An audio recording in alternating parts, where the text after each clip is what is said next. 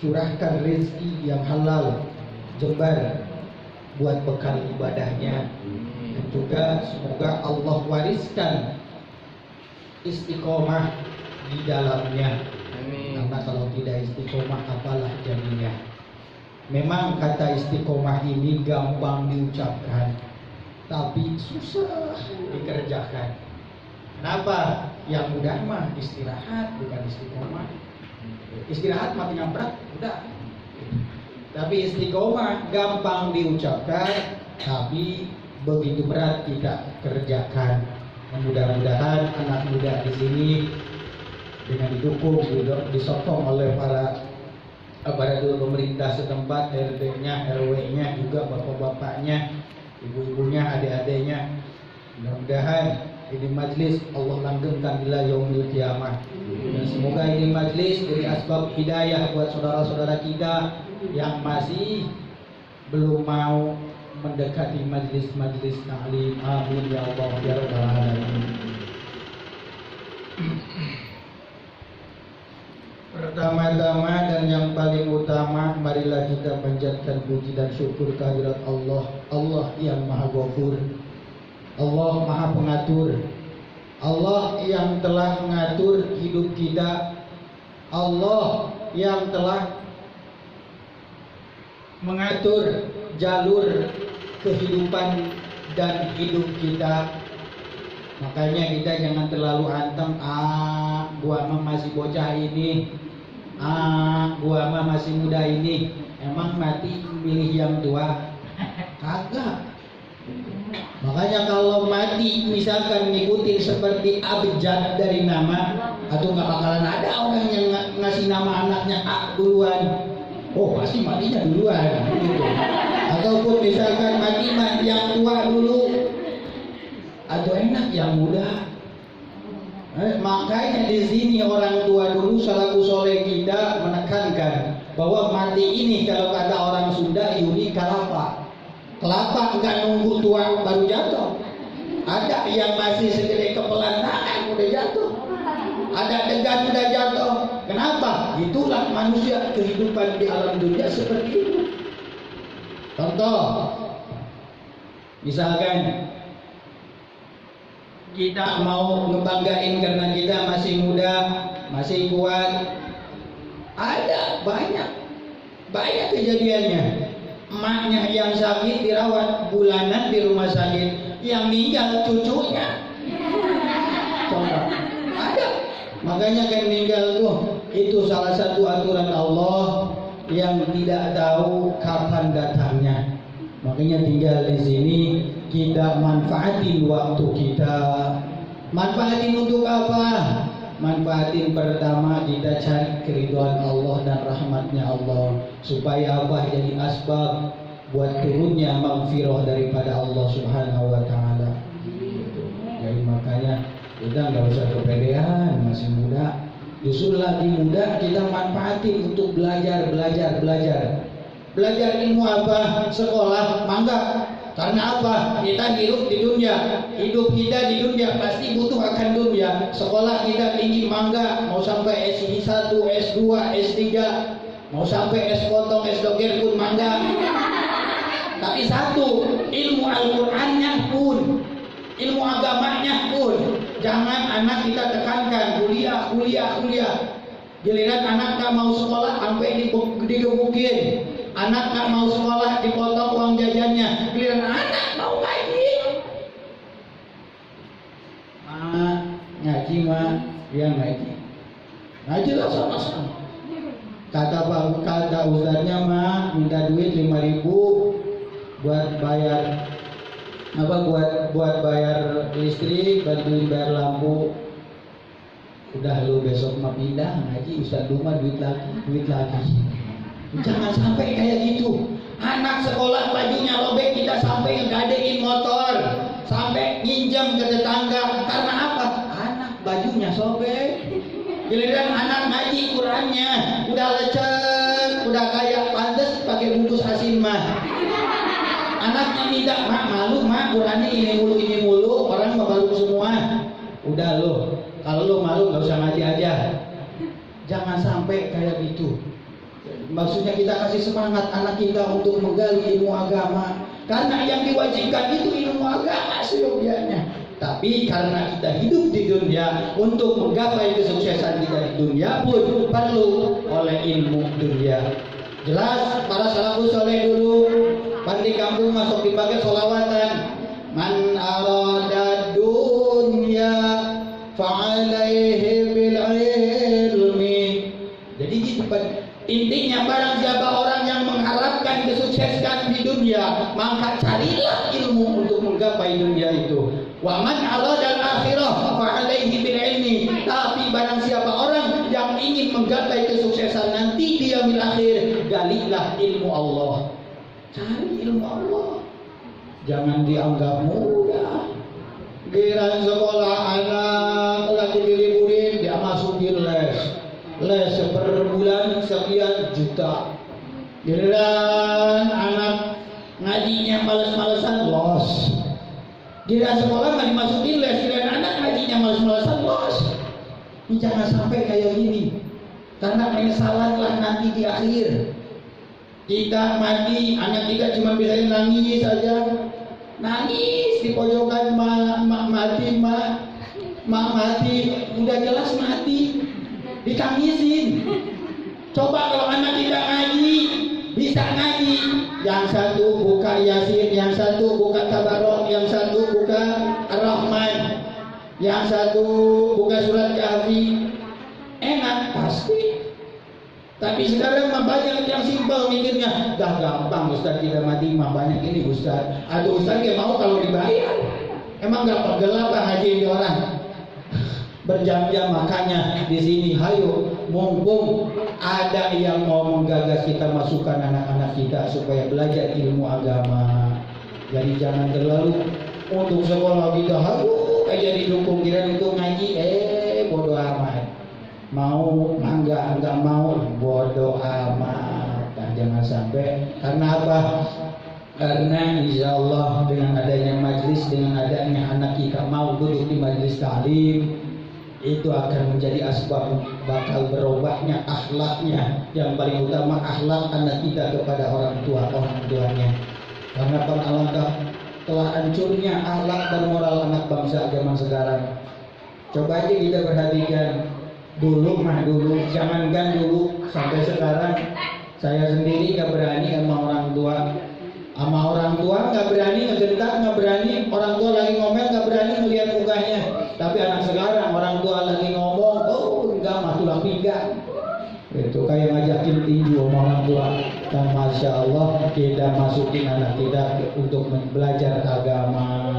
Jangan diantepin karena penyesalan nanti di akhir. Na'udzubillah summa na'udzubillah.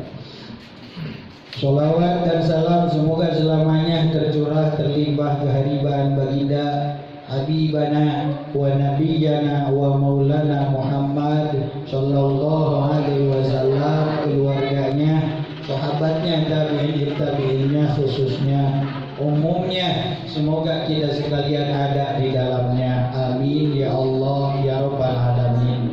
Dan mudah-mudahan wasilah adanya ini majlis ta'lim di Gang Amil ini menjadi asbab hidayah nanti kita di yaumil akhir, diaku dan dianggap sebagai umatnya baginda Nabi Muhammad sallallahu alaihi wasallam. Dan yakin kalau kita diaku dan dianggap nanti, mudah-mudahan kita mendapatkan syafaatul uthmah daripada beliau. Amin ya Allah ya Rabbal alamin. Nah itu jadi pentingnya ngaji itu supaya anak keturunan kita itu kenal. Pertama kenal akan apa? Akan agamanya. Yang kedua kenal akan siapa yang dulu pertama membawa agama yang Allah ridhoi ini. Tidak ada lain selain Nabi Muhammad sallallahu alaihi wasallam. Makanya kita flashback ke belakang, baca sejarah baginda Nabi sampai ikut ke medan perang demi tegaknya bendera la ilaha illallah ini, demi hidupnya agama Allah ini. Lah kita tinggal enak ngaji, tinggal mau ngaji, sholat tinggal mau sholat. Nggak kayak zaman sahabat, zaman Nabi dulu ikut-ikutan perang. Bahkan kita zamanan sahabat mah dulu pengen 10 kebaikan daripada Allah, 10 rahmat daripada Allah, harus membunuh 10.000 daripada kafir. Perang di medan perang membunuh 10.000 kafir baru dapat 10 kebaikan.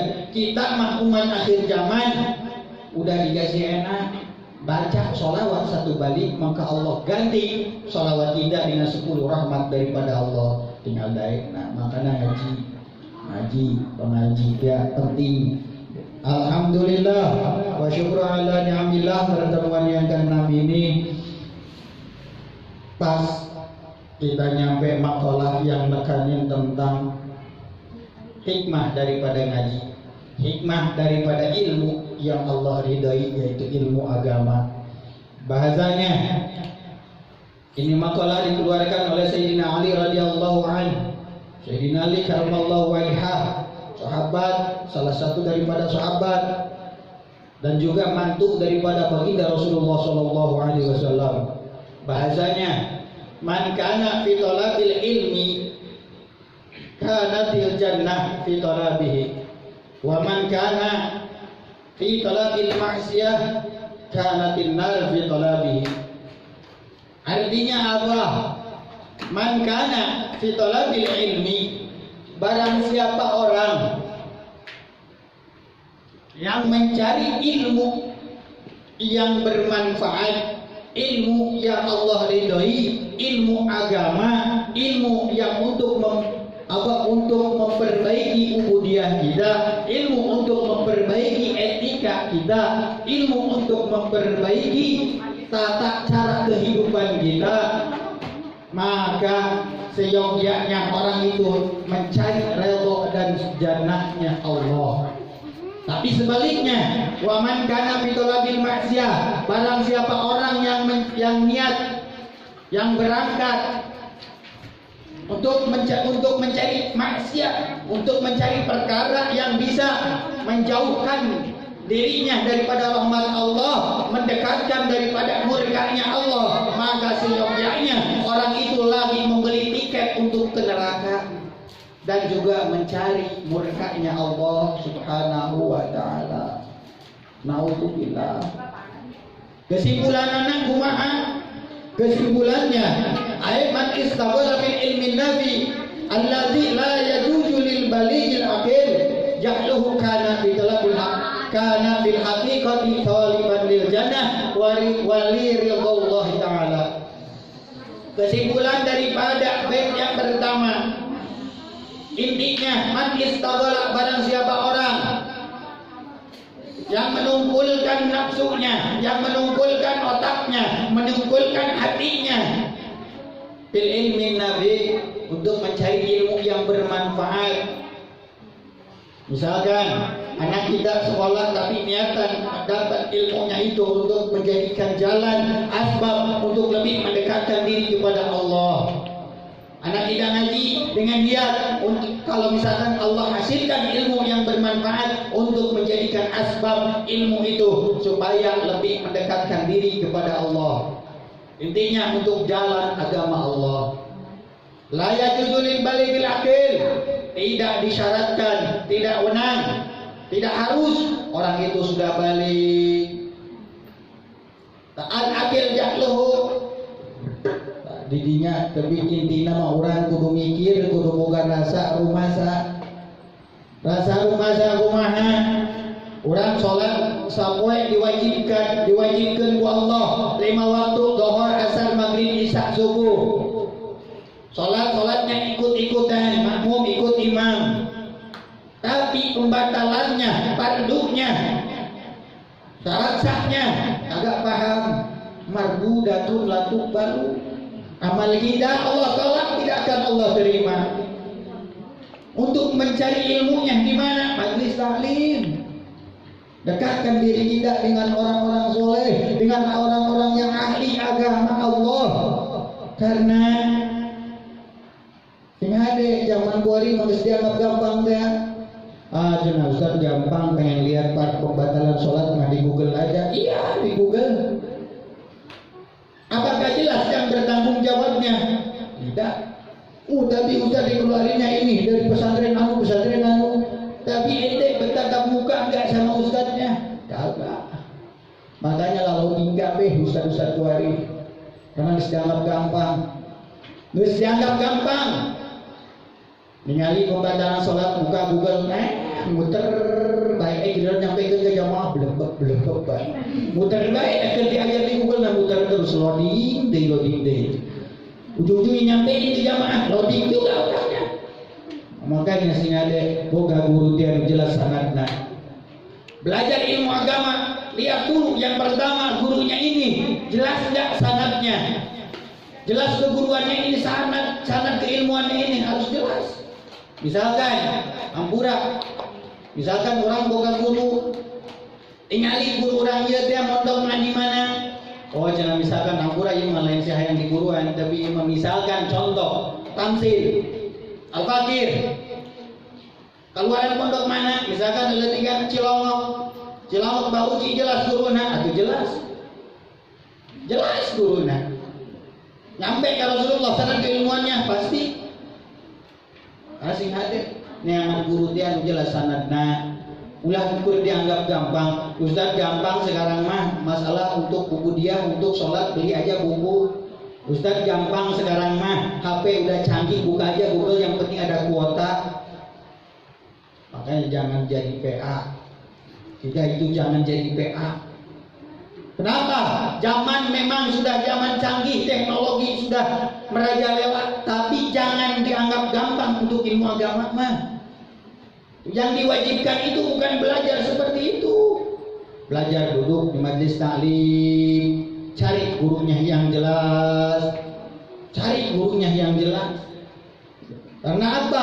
Kan jelas syariatnya. Kita dengan kasat matanya kita berangkat dari rumah ke tempat ini untuk walaupun awalan pengen lihat ustadznya jelek apa cakep misalkan. Wah jelek juga misalkan. Ataupun tapi enak sih yang disampaikannya walaupun bengis misalnya. Awalan walaupun cuman karena ingin ngelihat ustadznya doang, mudah-mudahan ke depannya matilah ta'ala. Makanya ayo kita ngaji duduk di majelis taklim. Jadi kita nyari guru itu yang jelas. Karena apa?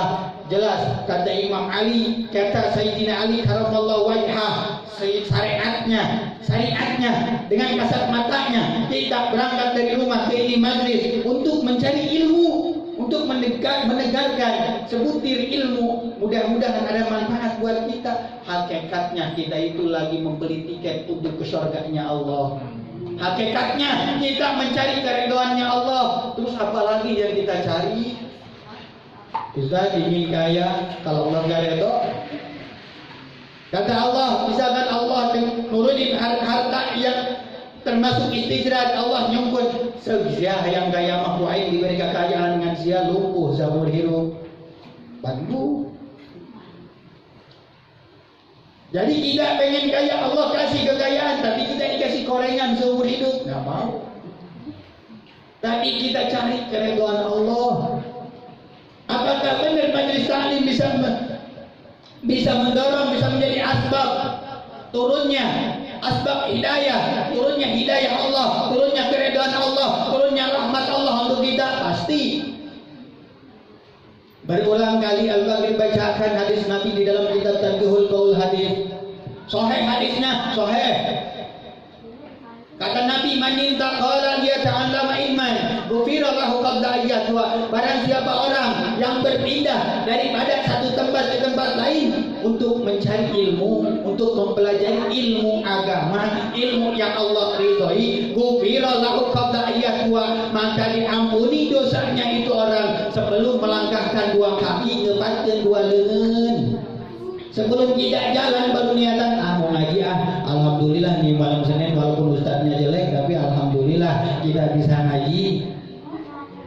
Kita baru niatan nih belum melangkahkan kaki, belum tangan kita gerakin untuk berangkat ke majelis taklim, udah diampuni dosa kita oleh Allah. Saking agungnya majelis taklim, saking agungnya ilmu Allah. Tapi sih ada, makanya ilmu dia enggak dianggap gampang. Mentang-mentang zaman geus canggih, teknologi geus merajalela. Lihat hukum, buka Google. Lihat hukum, lihat buku. Belajar dianggap gampang. Karena apa? Jelas dalam kitab Ta'limul Muta'alim, la yahsulul ilma illa bil kasbi. Tidak akan hasil ilmu kecuali dengan kasab, dengan kita mencari. Jenapan kita di Google juga sama, belajar. Sekali lagi, man la syaikha fa syaihuhu syaitanun. Barang siapa orang yang mempelajari, yang belajar satu ilmu agama tanpa jelas gurunya, tanpa jelas sanad keilmuan daripada gurunya, maka fasyaihuhu syaitanun, setanlah gurunya. Nauzubillah summa nauzubillah. Makanya ngaji. Penjelas Imam Ali, kita berangkat ke majlis taklim itu intinya ibarat kita membeli tiket ke surga, dan kita itu mencari keridhaannya Allah dan janji Allah. Janji Allah. Bila mana di satu tempat, mau di masjidkah, mau majliskah, mau rumahkah, mau di lapangankah, dibacakan, jangankan ngaji, dibacakan, ditutur tentang riwayat para ulama, para salafus saleh.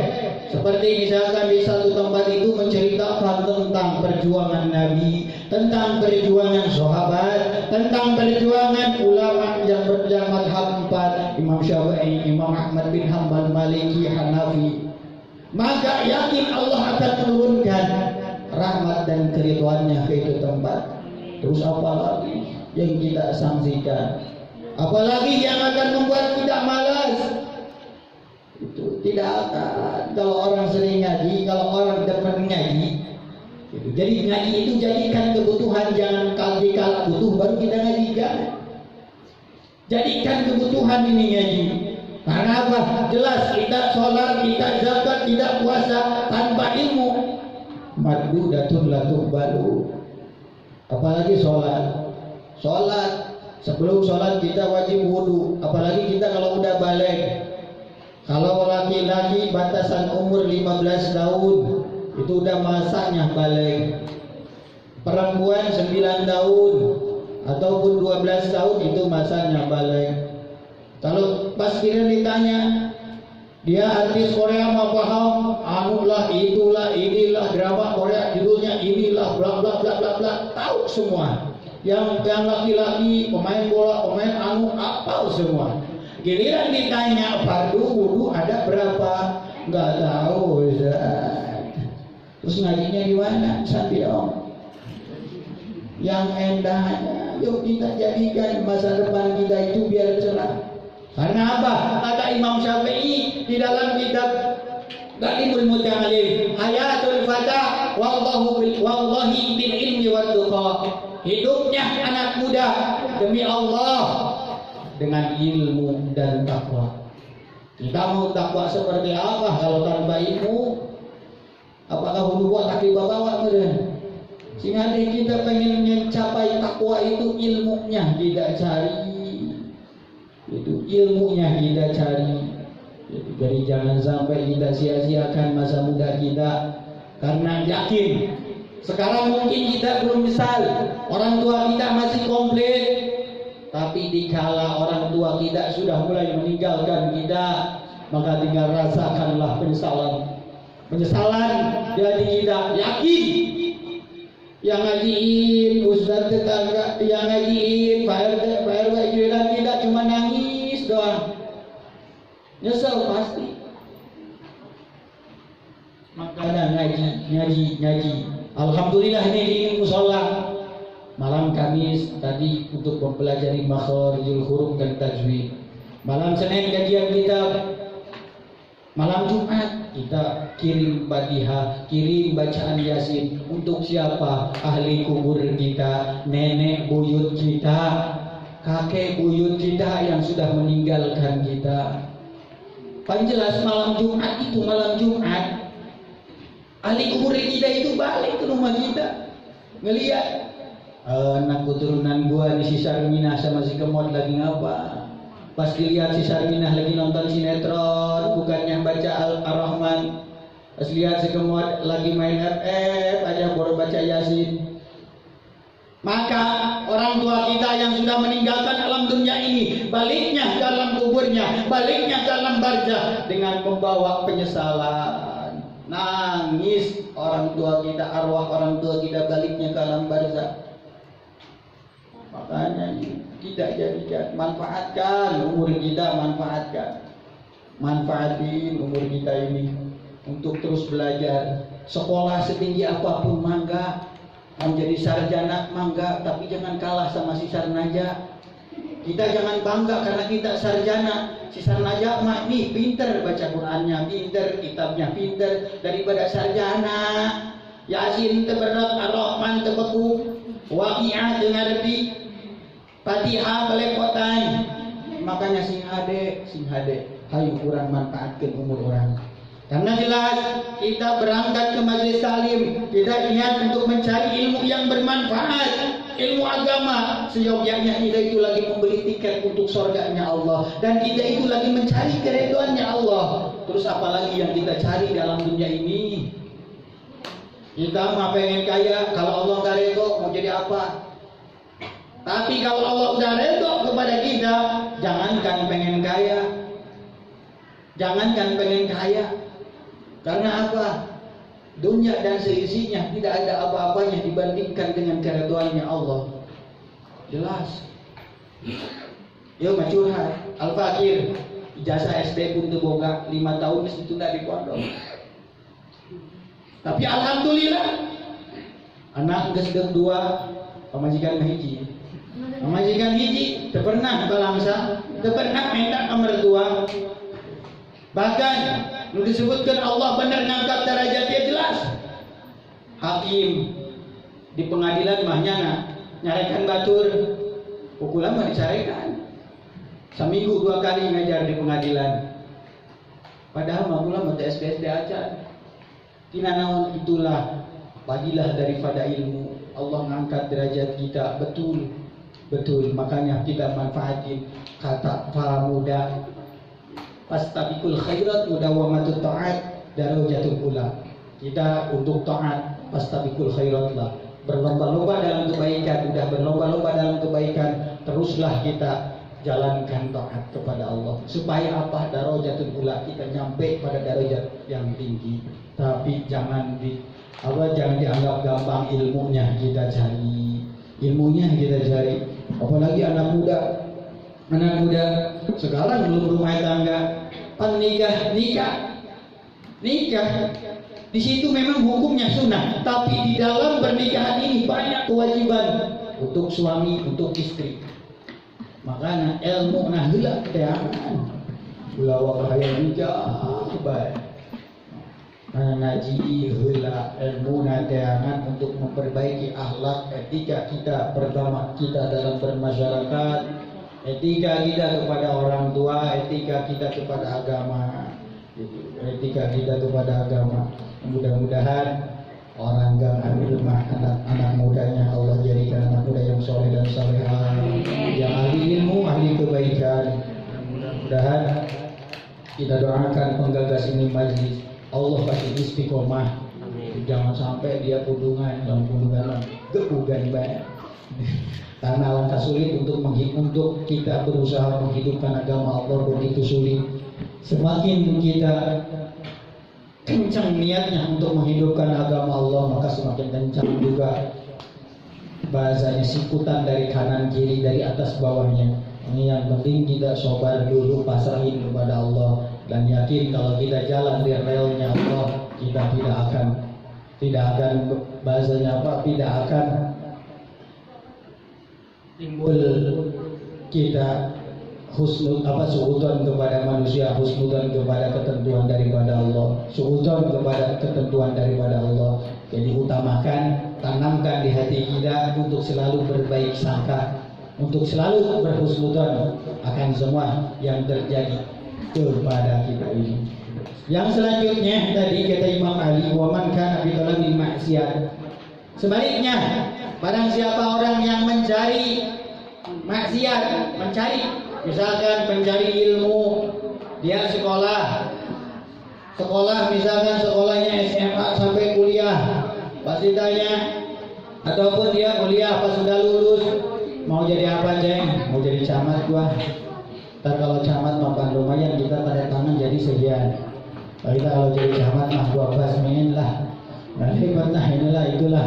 Yang penting gua subur, yang penting gua makmur. Misalkan mencari ilmunya dengan niat untuk menjauhkan diri daripada rahmatnya Allah, sebaliknya mendekatkan diri daripada murkanya Allah, maka seyogyanya itu orang lagi membeli tiket ke nerakanya Allah, orang lagi mencari murkanya daripada Allah Subhanahu wa Ta'ala. Nah, makanya jelas salafus saleh tidak menekankan. Yang paling utama alangkah baiknya kita cari itu, kita lihat dulu gurunya, sangat keilmuannya nyampe enggak ke Rasulullah sebab apa. Sekarang mah banyak karena jelas kata Imam Ghazali, di akhir zaman ini ulama terbagi dua, yang ulama akhirat dan ulama su. Apa ulama su? Kalau kata bahasa buruk mah ulama su ini ulama musang. Kenapa dibilang ulama musang? Ulama musang mau nangkap ayam tidak pakai suara musang, pakai suara ayam. Ayam nangkepin itu musang. Banyak sekarang setan yang berbentuk muslim. Pakaiannya, udang-udangnya, gamisnya mewah. Tapi apa? Cuma nyari hormat, nyari takdir, nyari keagungan di mata manusia. Ya undang ceramah sini, siap, tarifnya segini, uang bensin dulu. Itu apa? Sama aja dengan menjual ilmu Allah, menjual ayat-ayat Allah. Makanya kita di akhir zaman ini yang jelas nyari guru itu yang jelas. Maaf, bukan Al-Fakir pengen diguruin, sama Al-Fakir juga sebenarnya di sini bukan ngajar tapi belajar bareng-bareng. Al-Fakir mah belum pantas dianggap guru. Itu sama lagi belajar, masih belajar. Nah, jadi kita di akhir zaman ini harus bisa membedakan, karena yang merusak Islam benar Islam lah. Karena benar kalau kata Abu Yadim Yati wallahu yarham cidahu dulu, berkesannya di akhir zaman yang paling sulit adalah mengislamkan orang Islam. Mengislamkan orang Islam yang paling sulit. Coba kita orang-orang misalkan yang non muslim tidak kasih tahu nih agama yang paling Allah ridhoi, agama yang paling benar menurut Allah. Mana dalilnya? Inna dina indallahil Islam. Sesungguhnya agama yang paling Allah ridhoi agama Islam lah. Mungkin bisa terwujud. Tapi orang-orang Islam baru rapi pakaiannya, udah berani nyalahin. Ustaz jebolan pondok mah, Ustaz salaf mah, Ustaz salafi mah, yang sering makanan korak mah, ortodok. Yang mereka baca kitab kuning, aku mendingan pula disebut ortodok baca kitab kuning daripada nyana dibaca kitab banci. Lebih daripada ortodok. Kenapa? Di sini. Kalau kita dari salafi, dari pondok, tidak pernah mau mengartikan ayat Quran sebelum kita ngaji tafsirnya. Ada tafsir banyak, Jalalain, Sawi, Munir, tafsir Ibnu Jamal, tafsir Ibnu Katsir, tafsir Abdullah, tafsir ada 12 tafsir. Kalau kita belum tamat mengkaji 12 tafsir ini, maka jangan coba-cobalah. Itu di pondok. Cara kita mengartikan ayat Quran tidak segampang kita membaca Quran. Ilmu alatnya, nahwu, sorok, bal, mantik, bayan, ma'ani, badeknya, bilaghahnya harus sudah kita pahami. Kenapa? Karena banyak kalimah-kalimah majaz di ayat Quran ini. Seperti innallaha 'alal 'arsy istawa. Kalau kita artikan dengan arti lafadznya, sesungguhnya Allah di atas aras. Berarti Allah ucap-ucapan di luhur aras. Kalau gitu mah bohong kita tauhid Allah yang tidak mempunyai tempat. Kalau Allah di atas aras mah berarti Allah punya tempat. Sedangkan kata ilmu tauhid Allah tidak memiliki tempat. Coba gimana itu mengartikannya? Nah di sini butuhlah ilmu nahumnya, mantiknya, bayannya, ma'aninya. Untuk apa? Untuk kita mengartikan ayat Quran, mentafsirkan ayat Quran. Kalau arti yang sesungguhnya itu majaz yang majaz mursal. Fahadihi alal arsy anu diucapkeun nama alal arsy tapi maksud jeung tujuanana Allah teh anu ngunggulan kana aras. Allah teh anu nyiptakeun kana aras. Artinya sesungguhnya Allah lebih tinggilah zatnya Allah daripada aras. Jelas moal ngamurtadkeun jelas. Sing hade kuari dia geus loba cair itu ka kampung-kampung. Lagi tidak dibilang ortodok tidak apa-apa. Lagi tidak dari salafi dibilang gak gaul cukup dengan namun. Yang penting kita menjalankan syariat daripada syariat Allah. Itu memang dari dulu kalau salafi mah dia mah bukan dokter Andes, dia mah belakangnya nggak ada MA SAG, cek saha kula ge SAG ngan kula malain sarjana agama, sarjana alam gaib. Nah gitu ya alumni pondok SAG. SAG sarjana alam gaib dari pondok mah. Terus ada ngaji jelas guruna. Ieu keur naon supaya orang moal kajebak.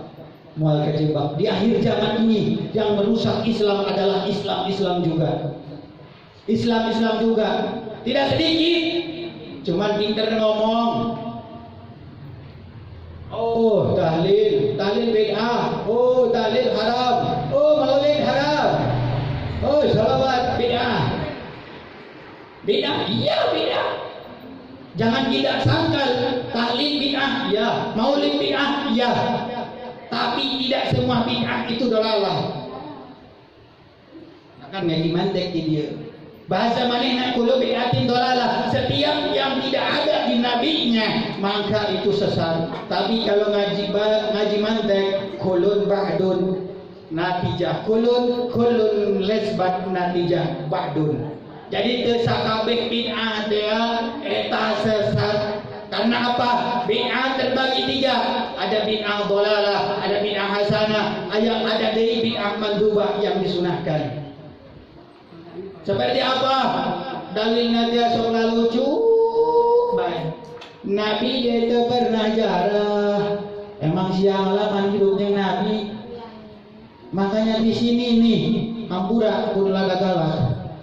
Ampura. Can mau pergi suanga. Galak jadinya. Jadi gitu, kita harus bisa membedakan. Orang misalkan yang berpatokan Nabi aja tidak pernah merayakan, Nabi aja tidak pernah memperingati maulidnya. Iya, Nabi tidak pernah. Tapi ini maulid awal mulanya daripada raja Mudhafar, satu raja kaya, raja mah pasti kaya. Di mana? Di daerah Campak. Inilah yang pertama merayakan maulid. Untuk apa? Untuk membangkitkan giroh semangat daripada umat-umat Islam. Karena di skala itu umat Islam sudah timbul keraguan, sudah timbul rasa takut karena kafir lebih banyak daripada muslim. Maka diadainlah maulid di situ. Terus masih dibilang bid'ah sesat. Bid'ah mahiyah tapi tidak sesat. Hukumnya apa? Bid'ah hasanah. Untuk maulid bisi dia aya ngabinahkeun, maka nanti bisa ngajawab we. Bid'ah hasanah maulid mah ceucah dalilna cara lupa kesan tiong itu. Nang dalian mina ieu da pakam Cina. Jadi maulid ini bid'ahnya hasanah. Kenapa dikatakan bid'ah hasanah? Karena di dalamnya lagi kita memperingati maulid. Di dalam kita memperingati maulid, di situ banyak perkara yang dibacakan untuk hati kita lebih mengetahui siapa ini Muhammad. Siapa ini Muhammad? Kita bisa akan membaca apa daripada rawinya ataupun daripada mahalul kiannya.